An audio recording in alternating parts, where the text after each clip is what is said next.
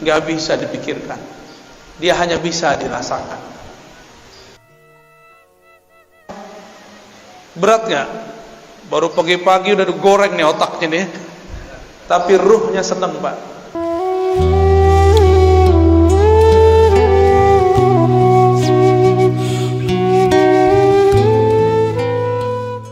Alhamdulillahilladzi ahyana bihayatihi ahyana biihya'ihi walhamdulillahilladzi a'anana ala dzikrihi wa aqamana bis-salati was-salami ala habibihi walhamdulillahilladzi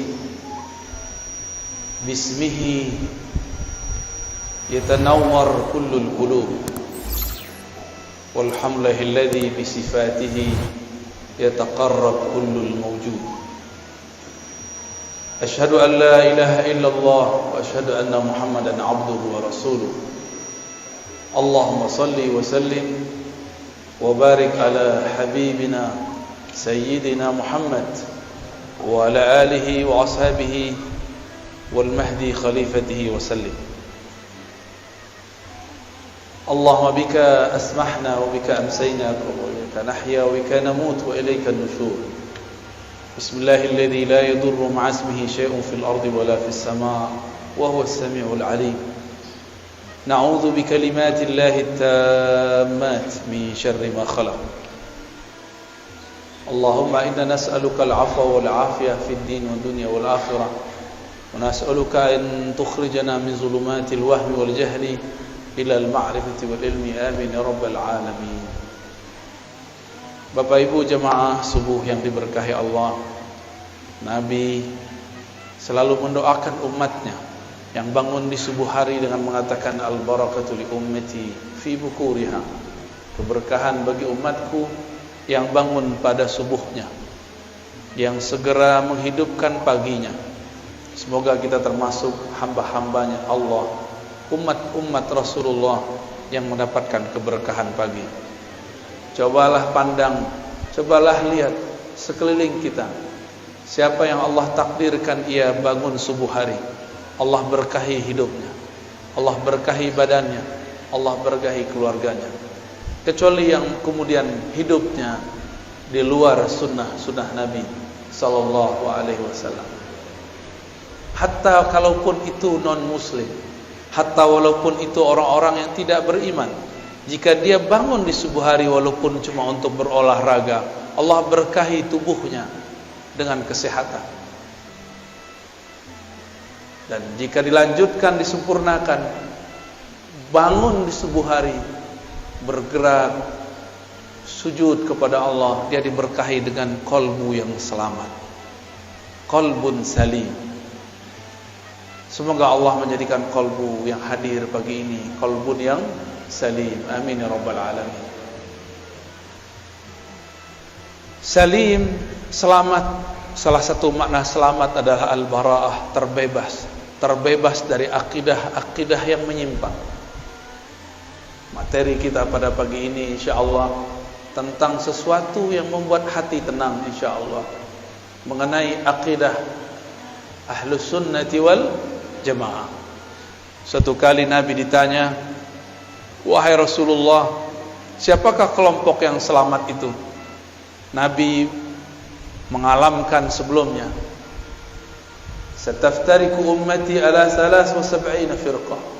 Umatku akan terpecah menjadi 73 golongan. Semuanya masuk neraka, kulluha finnar illa firqah wahidah, kecuali satu kelompok. Man hiya ya Rasulullah? Nabi ditanya, siapakah mereka wahai Rasulullah?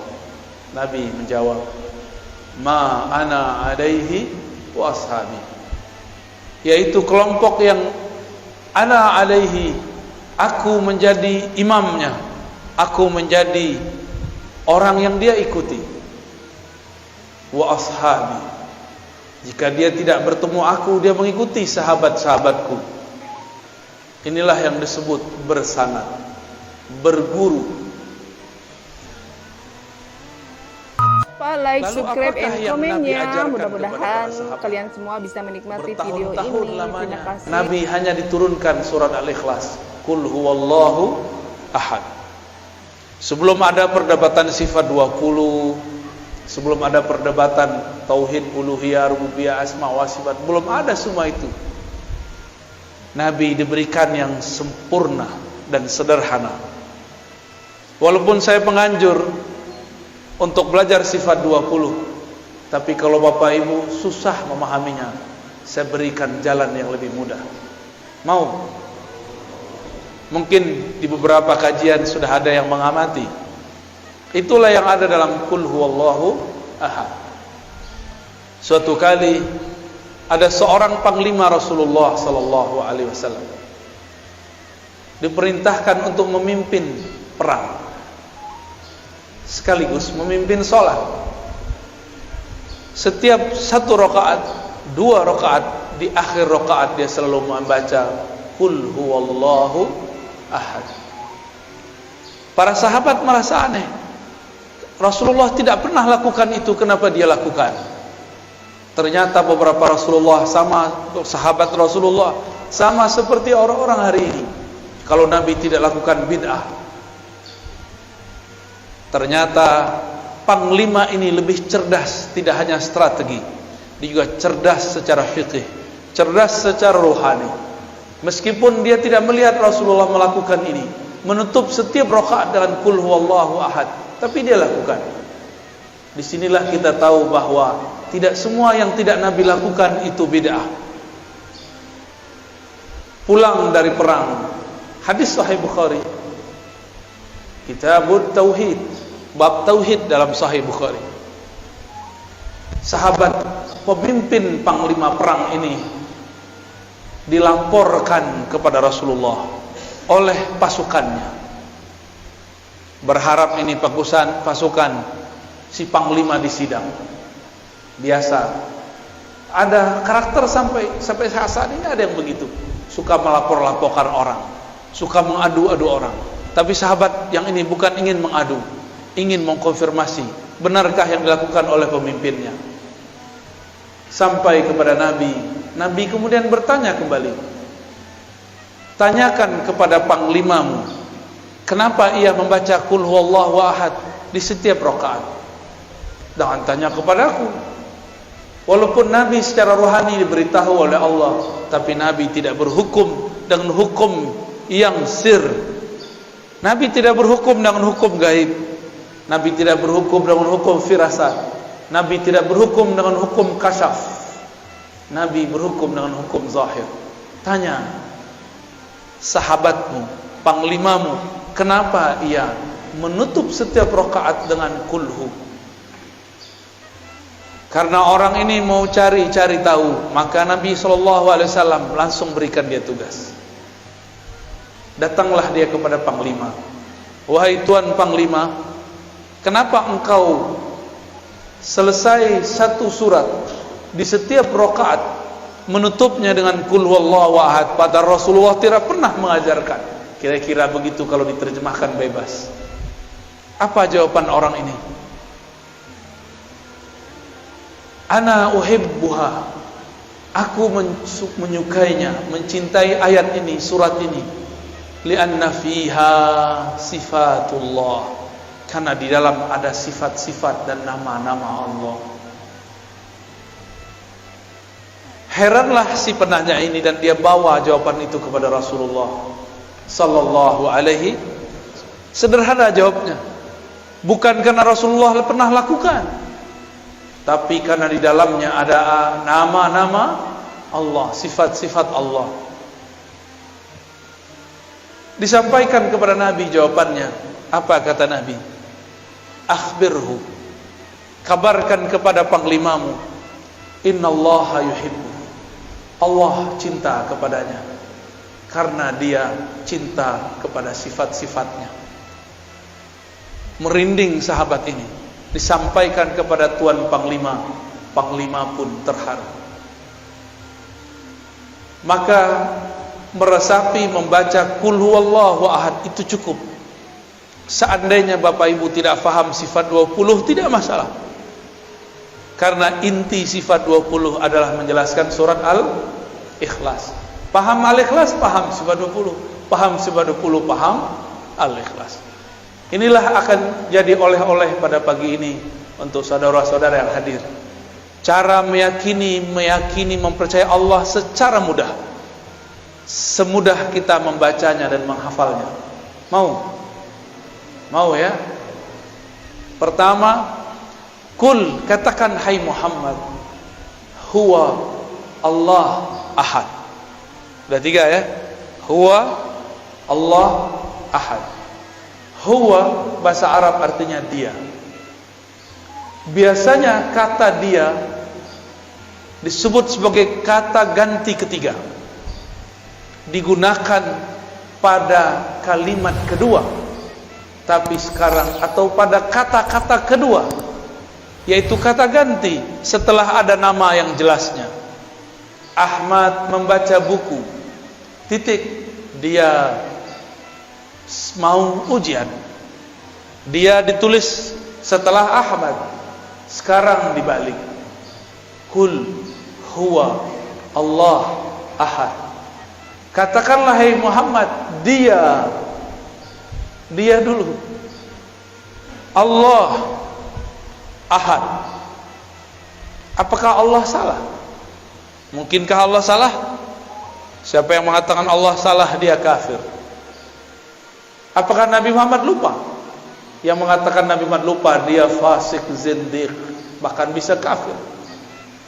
Jangan-jangan kita yang tidak mengerti ilmunya. Mengatakan huwa di depan nama yang zahir berarti huwa pada Allah bukanlah nama ganti, bukanlah kata pengganti. Huwa pada Allah adalah nama. Huwa pada Allah adalah nama. Lebih dulu huwa daripada Allah, sehingga disebutlah huwa ini adalah nama. Nama untuk menghilangkan selain namanya. Oleh karena itu ahli-ahli zikir tidak mempermasalahkan kalau berzikir hu Allah. Allah itu lafaznya dari alif lam lam ha, akhirnya adalah hu.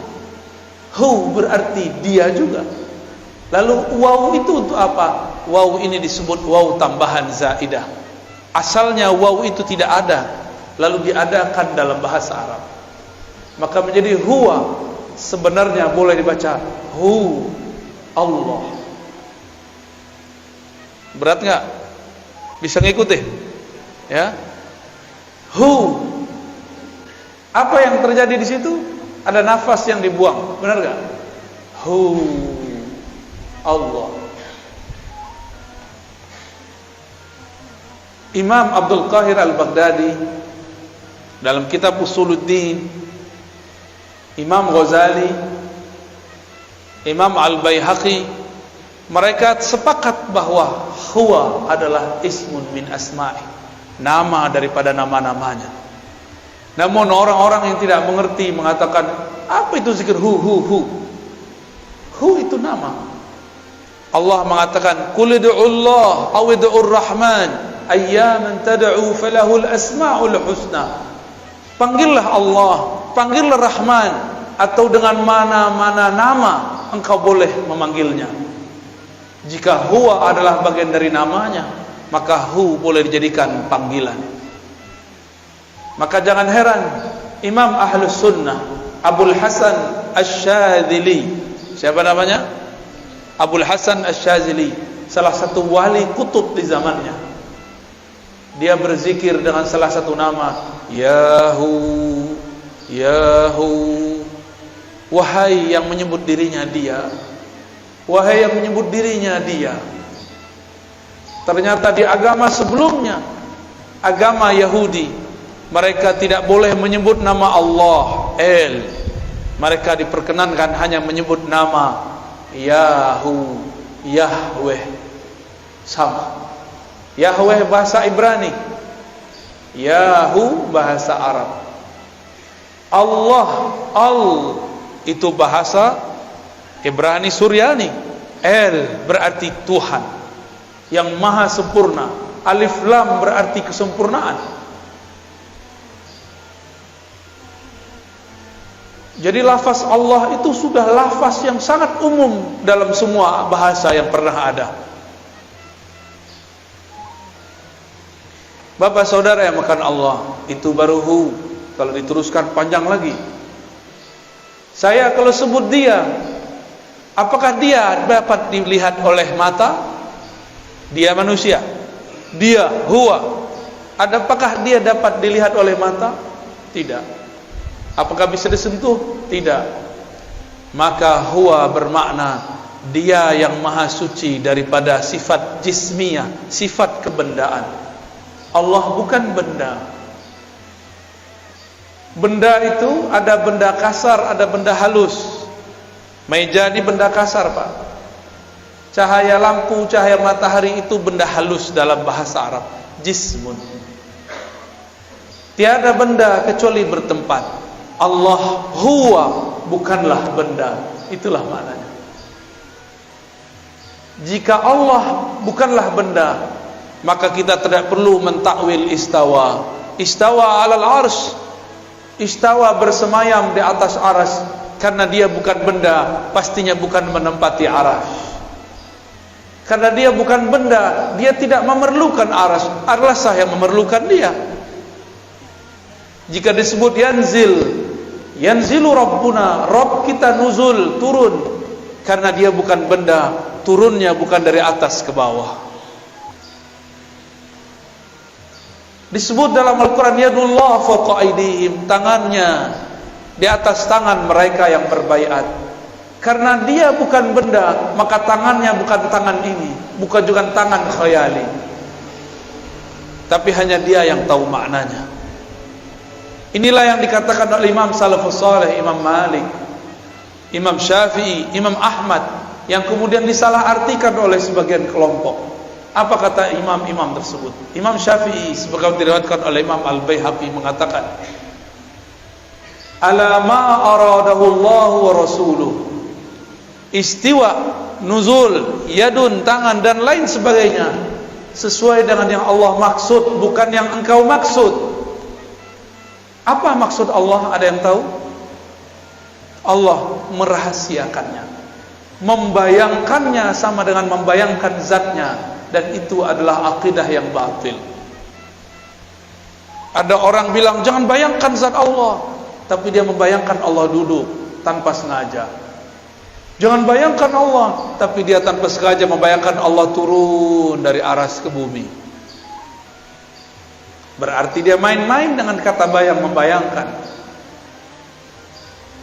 Jika Allah itu bukan benda, bisakah dipikirkan? Nggak bisa dipikirkan. Dia hanya bisa dirasakan. Berat nggak? Baru pagi-pagi udah digoreng nih otaknya nih. Tapi ruhnya seneng, Pak. Makanya nggak tidur kan? Padahal ngantuk tuh. Itu jiwanya senang sekali itu. Ini yang aku cari. Baru huwa Allah. Allah itu ada alif lam pada Allah. Itu artinya Sang Maha Sempurna, pemilik semua kesempurnaan. Sang Maha Indah, pemilik semua keindahan. Itu mana dari Allah. Dan orang kalau baca Allah, apa yang terjadi? Mulutnya kebuka nggak? Nafasnya keluar. Maka orang-orang yang sering baca ya Allah, bebannya akan hilang. Bebannya akan ringan karena Allah lepaskan dengan namanya. Tiadalah nama Allah masuk pada suatu kolbu melainkan kolbunya lebih bercahaya dan berkualitas. Kolbunya menjadi berat jika dihisap lebih berat dari langit dan bumi. Makanya kolbu wali-wali Allah dipenuhi dengan namanya Allah. Nafasnya dipenuhi namanya Hu. Maka tiada lagi dalam diri orang ini, dari nafas sudah ada Hu, dalam darahnya sudah ada Allah, lafaz Allah. Kalau demikian, maka syaitan tidak dapat mengganggunya. Meskipun tubuhnya bisa dikuasai, tapi kalbunya menjadi singgasana Allah Subhanahu wa ta'ala.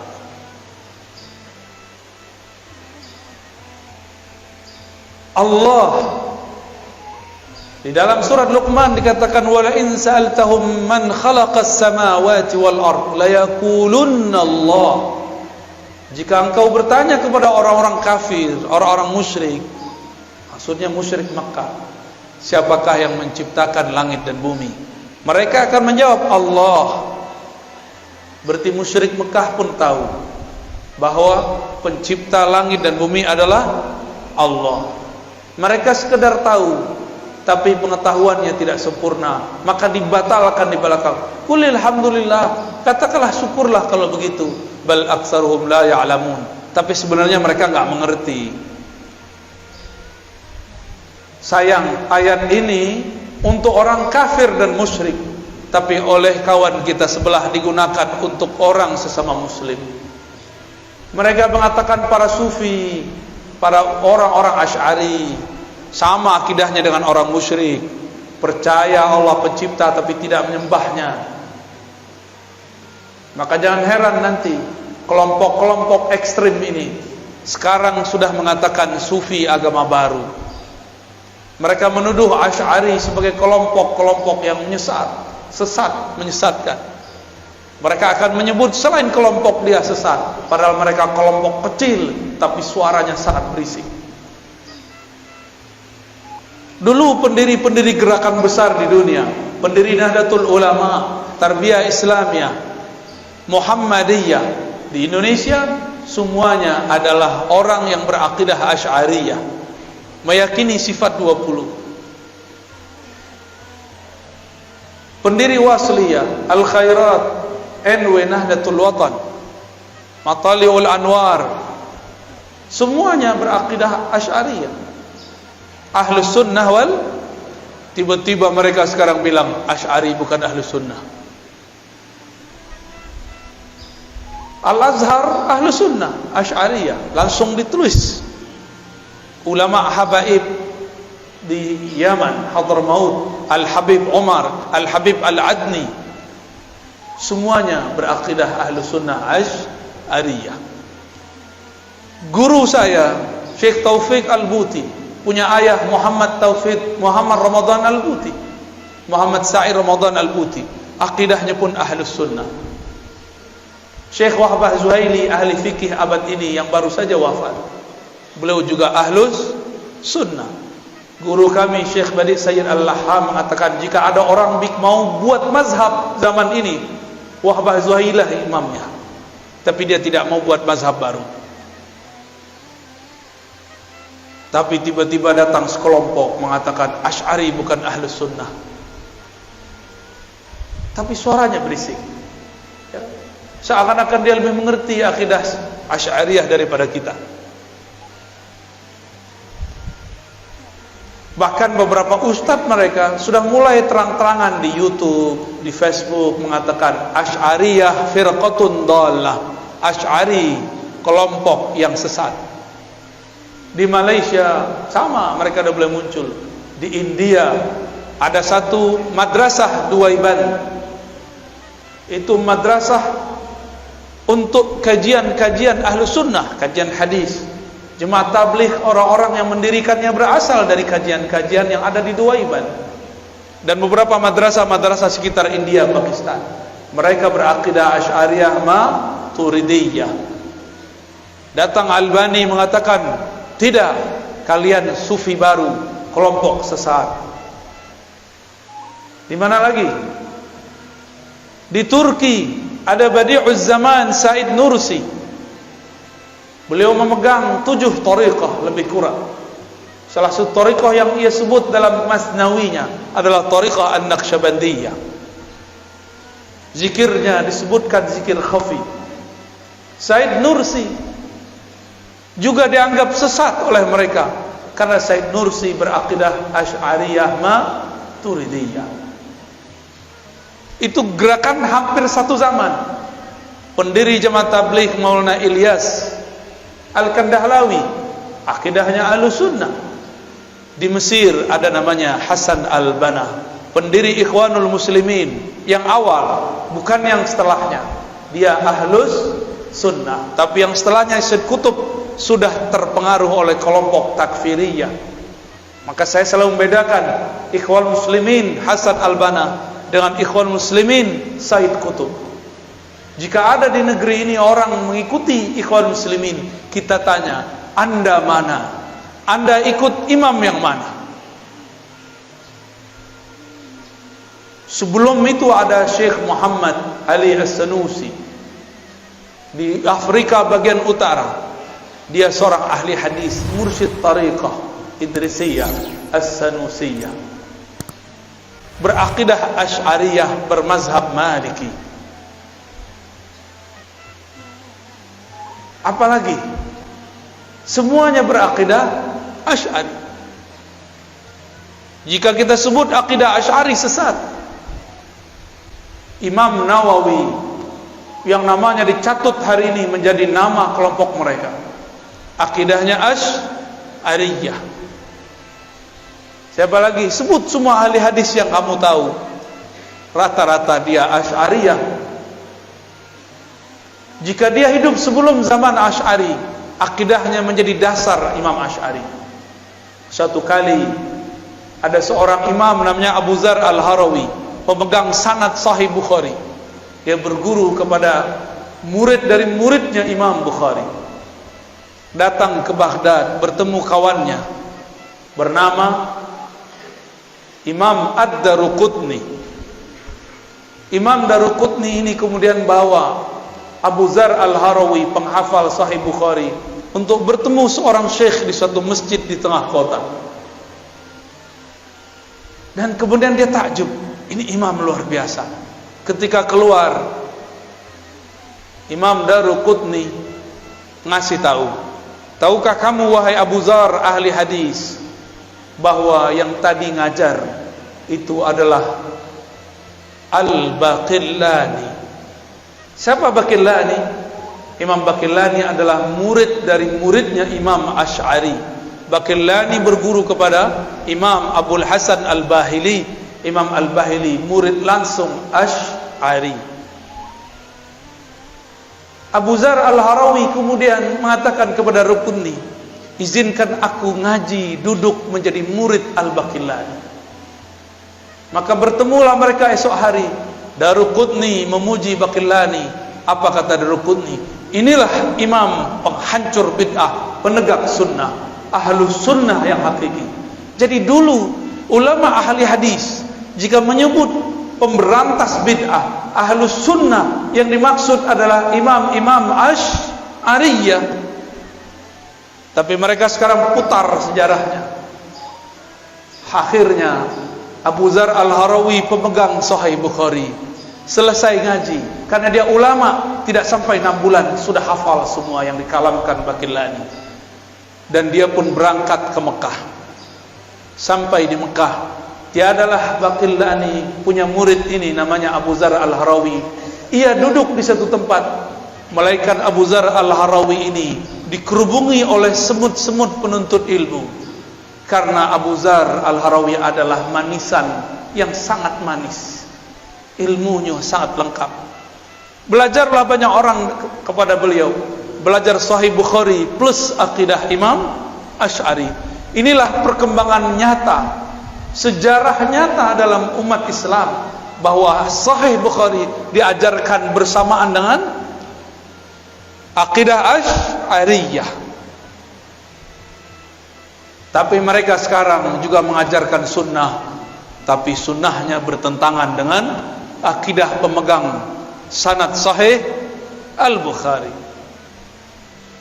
Walhasil murid-murid Abu Dzar, karena dia tinggal beberapa waktu di Mekah, muridnya menyebar ke timur, ke barat, ke utara, ke selatan. Menyebarlah sampai sekarang bertemu salinannya di Maroko, tempat UAS dulu pernah kuliah. Bertemu salinannya, salinan Sahih Bukhari dan penjelasan-penjelasannya, bahwa Abu Dzar Al-Harawi ilmunya sampai dibawa ke Maroko. Zaman itu belum ada bus, belum ada mobil, belum ada pesawat, tapi ilmunya dari Mekah dibawa orang ke ujung Afrika bagian barat. Luar biasa. Maka kelompok-kelompok ekstrim Mujassimah yang menjisimkan Allah menuduh Abu Dzar dengan kata laknat, laknatullah ala Abi Dzar. Jadi dari dulu ahli hadis yang ahlu sunnah sudah disesat-sesatkan, seperti mereka juga menyesatkan kita hari ini. Jadi jangan heran kalau mereka mengatakan laknatullah alaika ya Razi. Wajar. Saya sekarang mengajarkan Sahih Bukhari, sekalian mengajarkan akidah Imam Asy'ari. Mereka khawatir gelombang Abu Dzar Al-Harawi terjadi kembali. Gimana Bapak Ibu? Takut? Mau dihidupkan lagi? Hidupkan lagi. Di sini saya yakin ada ulama-ulama yang ahlullah, yang mereka bisa membaca kitab-kitab Allah dengan hati yang tenang, pikiran yang tajam. Bergurulah kepada mereka. Itu baru kul huwallah. Sekarang kita pindah ke ahad. Ahad. Apa makna ahad? Esa, tunggal. Bukan satu. Satu itu masih bisa dibilang. Tunggal tiada duanya. Esa tiada keduanya. Kalau satu masih ada dua. Ini perbedaan angka satu dengan esa. Wahid dengan ahad berbeda.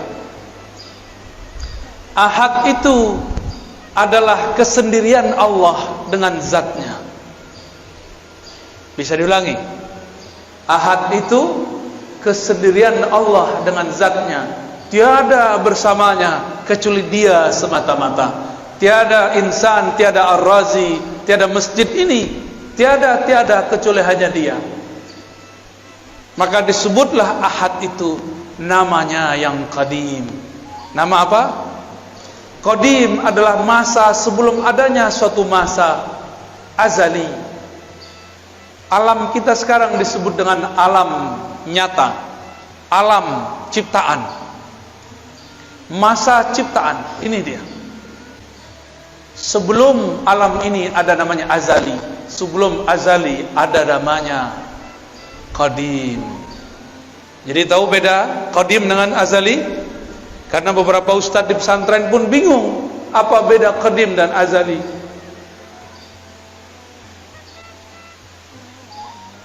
Allah itu qadim, sebutannya ahad, hanya dia sendiri. Qadim berarti ma la yasbikuhu ahadun, ma la yasbikuhu adamun. Allah yang tidak pernah tidak ada. Tidak pernah tidak ada. Negatif kali negatif positif. Tidak berarti iya. Tidak pernah tidak ada berarti selalu ada. Negatif kali negatif positif. Itu makna dari qadim. Maka ahad adalah sifat Allah, sifat zatnya dan sifat salbiyahnya. Apa arti salbiyah? Sifat yang menafikan yang tidak pantas kepada Allah Subhanahu wa ta'ala. Tapi lebih tepat kita artikan yang pertama. Inilah sifat zatnya, dia hanya sendiri. Inilah kalam dari Abu Dzar yang dia dapatkan dari riwayat-riwayat Imam Bukhari. Imam Bukhari dapat dari Abu Musa al-Asy'ari, kakek dari Imam Asy'ari. Abu Musa al-Asy'ari radhiyallahu anhu bertanya, "Wahai Rasulullah, kaifa kana rabbuna?" Bagaimanakah sebenarnya hakikat Tuhan kita? Jadi memang wajar Imam Asy'ari kemudian jadi imam ahli akidah karena kakeknya dulu bertanya akidah. Jadi genetik DNA itu memang suatu hal yang sangat normal. Jangan-jangan Bapak Ibu ini jadi orang soleh sekarang karena doa orang terdahulu. Jangan sok soleh dulu. Jangan-jangan ini berkah dari mereka. Alhamdulillah. Doakan mereka. Maka kita selalu mengatakan Allahumma ighfir lana wa li abaina wa ummahatina. Ya Allah, ampunkan kami dan kakek-kakek kami, orang tua kami, nenek-nenek kami, ibu-ibu kami. Siapa tahu berkah doa mereka kita bisa bangun subuh pagi ini. Alhamdulillahi Rabbil Alamin. Abu Musa bertanya, mengagetkan tentunya. Tapi bagi Rasulullah girang. Kenapa? Ada sahabatnya yang bertanya yang canggih. Nabi jawab, Kana Allah wa la syai'a ma'ah. Itulah makna ahad. Kana Allah, Allah ada. Kana itu bentuk lain daripada kana kainan, kana maujudan. Dia ada. Disitulah muncul kata wujud, ada dalam hadis, tapi tersirat. Yang mengerti ahli akidah, orang cuma ngerti bahasa Arab tidak faham. Maka ada orang mengatakan tidak ada wujud dalam Al-Quran. Betul, tapi secara makna ada. Itu maksud orang yang ngomong gini, cuma dipelintir oleh sebagian orang supaya mengadu umat dengan tokoh-tokohnya. Saya memang mengkritisi beliau, tapi saya juga mengkritisnya secara jujur. Haram mempelintir kata-kata kalau belum selesai kalimatnya. Kritiklah dia, tapi jangan mengkritiknya dengan berbohong atas namanya. Apa kata Nabi? Kana Allah wa la syai'a ma'ah. Dia ada, tiada satu pun bersamanya. Dia ada, tiada Ahmad. Dia ada, tiada Muhammad. Dia ada, tiada alam. Dia tiada ada, kita belum ada. Belum ada langit, belum ada bumi, belum ada arash, belum ada solat, belum ada zakat, belum ada doa, belum ada. Dia sudah menetapkan dalam ilmunya yang qadim bahwa pada saat ini, detik ini, tanggal ini, hari ini akan ada orang berkumpul bercerita tentangnya, tentang ahadiyahnya, betapa bahagianya Allah, tersenyum Allah melihat orang yang menikmati nama-namanya disebut. Paham tidak paham, dia ridha. Inilah yang dikatakan Nabi, jika engkau melewati suatu taman-taman surga, farta'u, petiklah. Apakah itu taman surga wahai Rasulullah? Majelis-majelis zikir. Zikir itu ada zikir menyebut namanya, ada zikir mempelajari sifat-sifatnya. Inilah kajian akidah dan tauhid. Bahkan lebih tinggi kajian menyebut sifatnya daripada hanya menyebut-nyebut namanya. Orang-orang yang mengerti sifat Allah, makamnya lebih tinggi di sisi Allah daripada orang yang hanya mengenal namanya. Seperti orang yang tahu nama seseorang tapi tidak tahu siapa yang punya nama. Bapak Ibu jamaah subuh di hari Jumat, hari Kamis, apa Jumat? Hari Jumat berkumpul dalam pagi ini dua keberkahan, barakatus sabah, barakatul Jumat. Keberkahan subuh, keberkahan Jumat. Jadi Ahad, apa arti Ahad? Esa, dia dengan kesendiriannya, tiada alam, tiada surga, tiada neraka, tiada ahad kecualilah ia saja, tiada Ahmad kecuali setelah ia hembuskan. Baru kalau faham ahad, berarti Allah perlu kita enggak? Allah sekarang masih ahad enggak? Alam dicipta, Allah masih ahad gak? Berarti Allah masih sendiri? Jadi hanya Allah yang boleh jomblo, antum gak boleh jomblo. Allah itu maha jomblo, maha sendiri. Itulah tanda zat yang sempurna. Kenapa kita perlu menikah, perlu teman? Karena kita tidak sempurna. Allah tidak perlu semua itu karena dia maha sempurna. Itulah alif lam dalam lafaz Allah. Kenapa saya jatuh cinta? Karena saya tidak sempurna. Saya butuh objek yang dicintai dan butuh orang yang mencintai. Allah mencinta karena dia bukan benda, dia bukan hanya sifat, dia zat yang maha sempurna. Semua cinta darinya. Jika disebut dia mencintai seseorang, mencintai sekelompok, berarti Allah memberikan, memancarkan kesempurnaannya kepada orang itu. Bukan berarti Allah memerlukan orang itu. Itulah beda kata cinta pada Allah dengan cinta pada kita. Allah mengatakan innallaha yuhibbut tawwabin. Allah mencintai orang-orang yang taubat berkali-kali. Artinya Allah akan memantulkan kesempurnaan ampunannya pada orang yang bertobat. Ini disebut dengan tauhid ahadiyah. Apa namanya? Disebut juga dengan sifat qadimiyah. Tauhidnya tauhid ahadiyah, sifatnya sifat qadimiyah. Selamat pusing. Kok baca istilah ini, saya udah kurangin istilahnya, udah didiskon. Ya, udah didiskon nih Bapak Ibu ini. Udah rukhsah, ya. Yaudahlah kalau enggak hafal istilah, cukup katakan ahad, hanya dia. Itulah yang kita baca ba'da salat. La ilaha illallah wahdahu la syarikalah. Lahul mulku wa lahul hamdu yuhyi wa yumiit wa huwa ala kulli syai'in qadir. Tiada yang berhak disembah kecuali Allah. Wahdahu la syarikalah. Dialah satu-satunya, tiada sesuatu di sampingnya. Tiada sesuatu yang berserikat dengannya. Apa maknanya?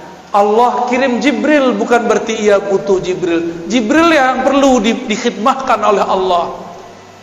Allah kirim Mikail untuk mengantarkan rezeki. Bukan Mikail membantu Allah, justru Mikail terbantu karena berkhidmah kepada wali-wali Allah. Mikail membantu Allah atau membantu kekasih Allah?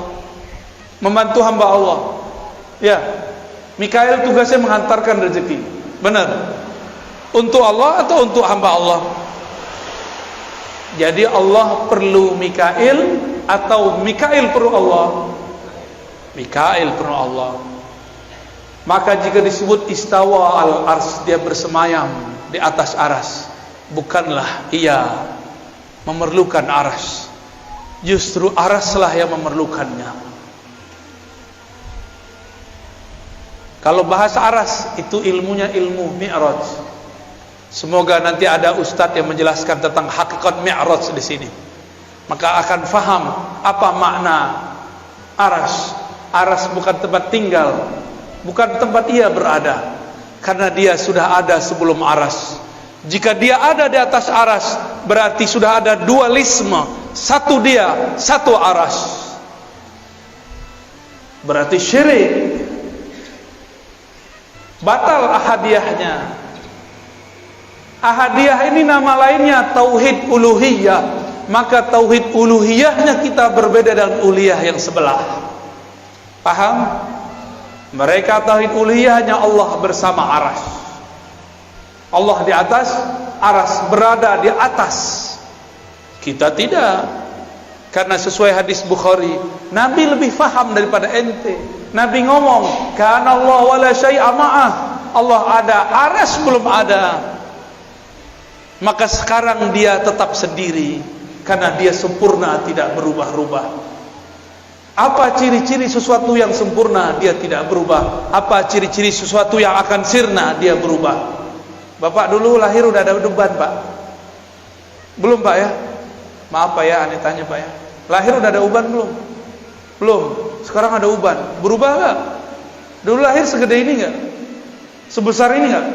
Lahir sebesar ini, rojol, emaknya langsung mati. Kenapa? Anaknya lebih gede dari emaknya. Mungkin pecah perut emaknya kali ya.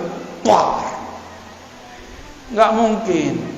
Kita lahir kecil, jadi balita, jadi anak-anak, jadi remaja, jadi dewasa, tahu-tahu sudah beruban Pak. Saya sudah ada uban. Untungnya jenggotnya belum beruban, jadi belum ketahuan tuanya. Cuma sok-sok tua. Lihat Pak perubahannya, bercermin sesekali. Ya Allah, aku dulu masih main kejar-kejaran sama temanku. Dulu masih berenang di kali, masih guling-guling di pasir, masih merengek kepada mak bapakku. Sekarang bukan aku yang merengek, anakku merengek, cucuku merengek. Aku sudah berubah ya Allah. Perubahan apa lagi ya Allah? Kalau sudah tua apa lagi? dijemput nyawanya. Sudah siap belum?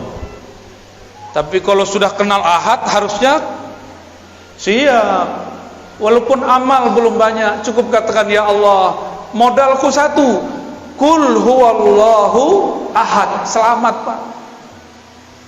Jadi nanti kalau mau bangun tidur, bangun dari alam kubur, katakan huwallahu ahad, huwallahu ahad. Malaikat bingung mau hisab. Ini orang udah sakar, udah mabuk berallah, bertuhan. Udahlah, biarin tidur aja lah ya.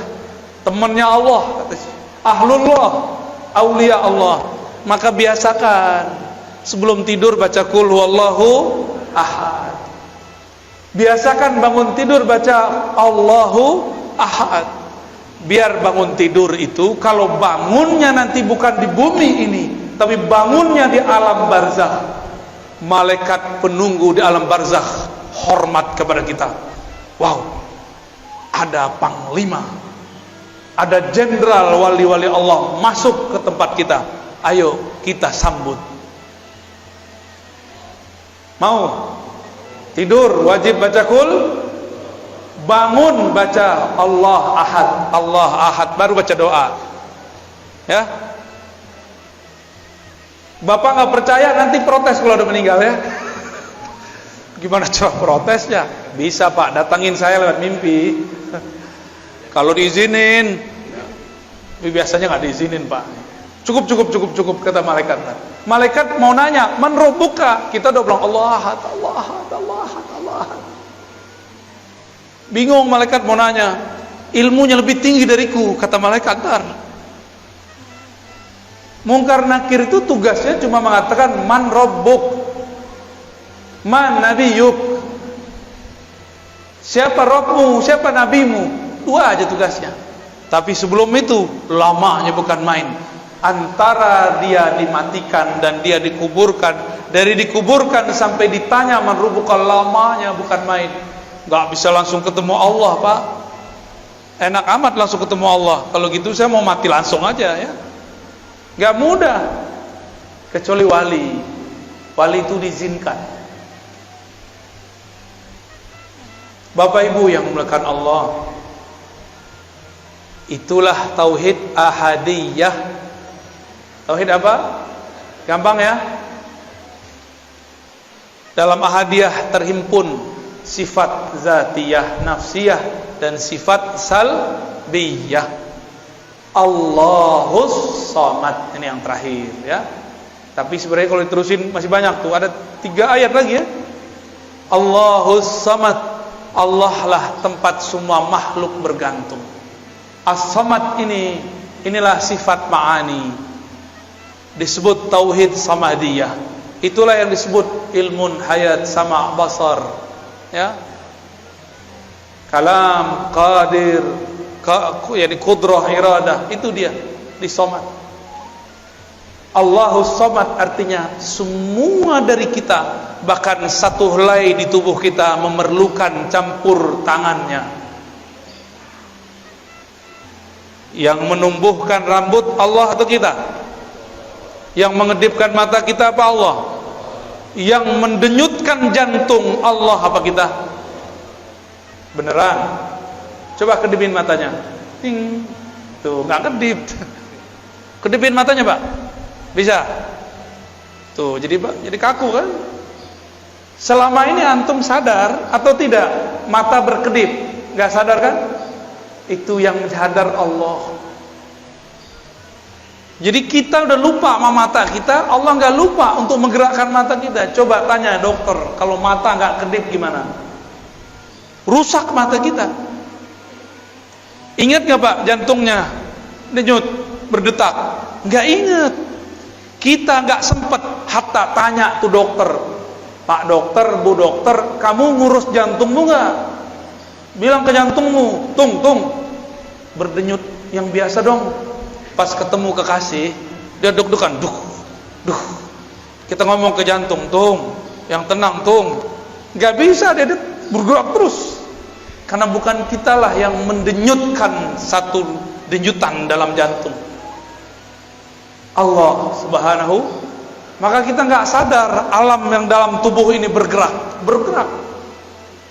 Apakah Bapak Ibu yang mengalirkan darah ke ujung jari, darah ke ujung rambut, ujung kepala?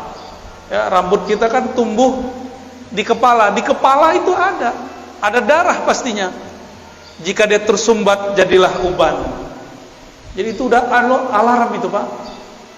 Bukan nakut-nakutin, Pak. Emang ini menakutkan ya? Selamat ketakutan. Allahus Somad. Jangankan alam semesta ini, tubuh yang kecil ini 100% semua adalah pancaran dari Somadnya.